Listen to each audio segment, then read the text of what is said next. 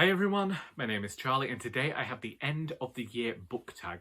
I was tagged by Leo of A Little Book Life and this tag was created by somebody, I don't know who, it may still exist, I don't know. However, I do believe that this is a tag that is supposed to be recorded in about September time due to one of the questions, but let's just get on with things. Firstly, are there any books you started this year that you need to finish? And there are a few. When it comes to books, if I'm not feeling them, I'll put them down. And sometimes I return to them within a few weeks, sometimes within a few months, and some within a few years. In terms of The Lacuna by Barbara Kingsolver, I started that book in January of 2010 and did not complete it until the December, and that was only because I was looking at the books I still had unfinished from that year, and that was the one that was most major.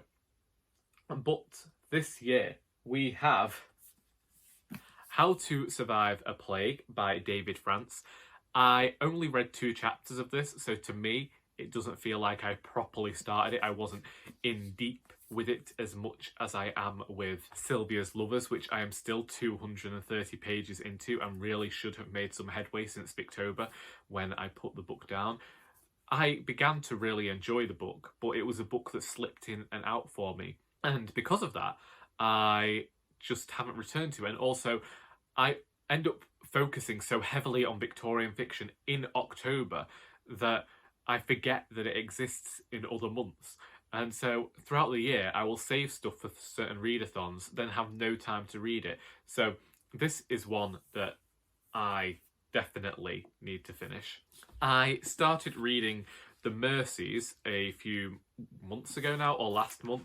I only reached page 30 of this, but to me it still feels started and begun, and I would like to perhaps try and finish this. It might have to wait until next year now, we'll see.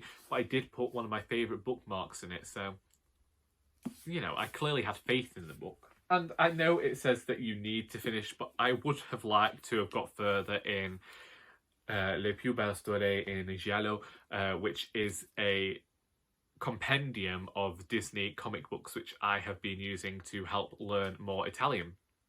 The latest one I managed to get through without much need for translation, which I thought was great, and I was able to figure out what was being said.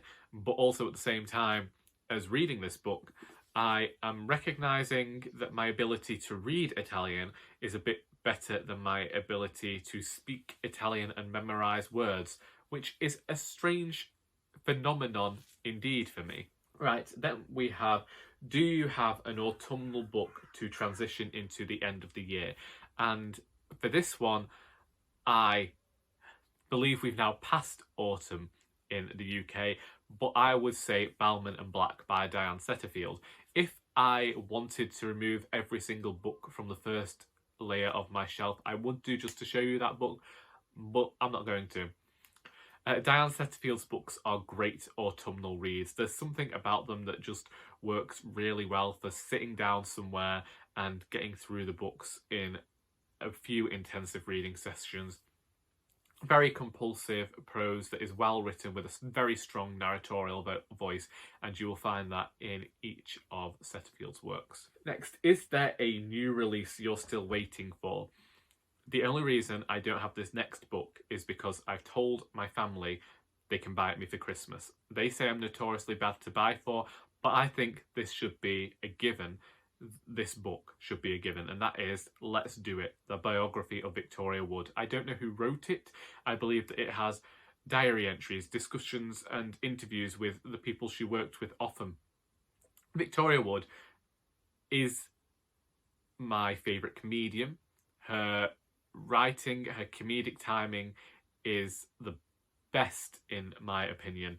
I re-watch Dinner Ladies, the sitcom she wrote, regularly. It's now reached the point of being a calming, anxiety-reducing influence for me with its nostalgia, but Victoria Wood did a lot to inspire the way I write and inspire my own prose, and I would like to read that book.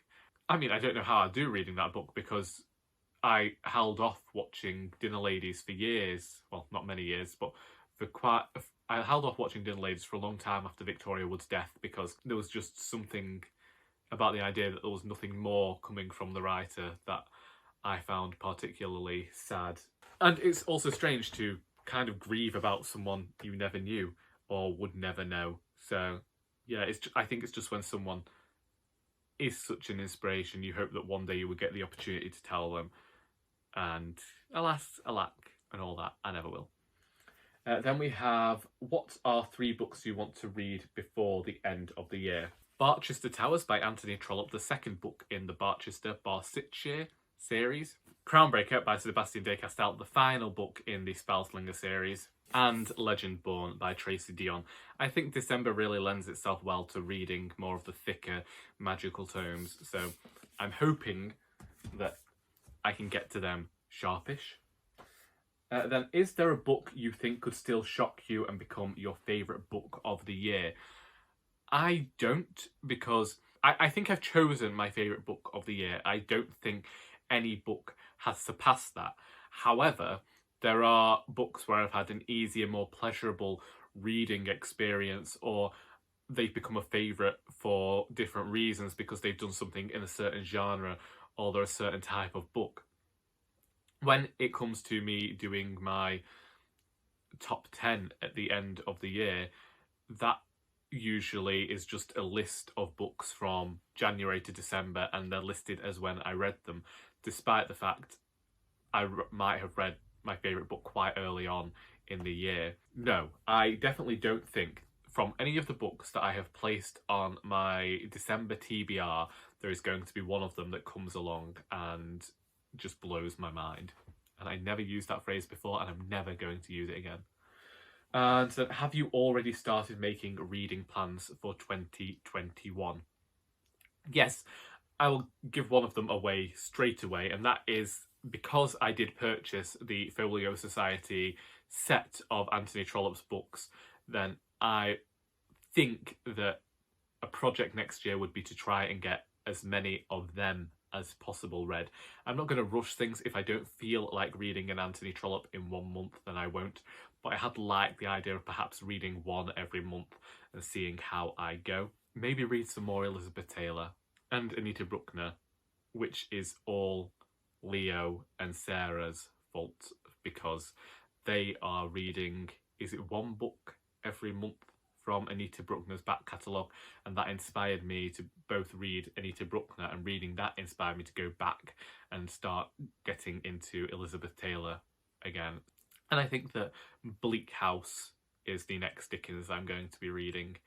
I've been reading 1 a year for I don't know how long now. Maybe I should change things up and try and get through 2. Anyway, that's it from me. I won't be tagging anyone today because we are so close to the end of the year. So if you want to do this tag, then please feel free to do so. If you've read any of these books, then please feel free to discuss them in the comments below. I hope that you have enjoyed this video, and until next time, that is all.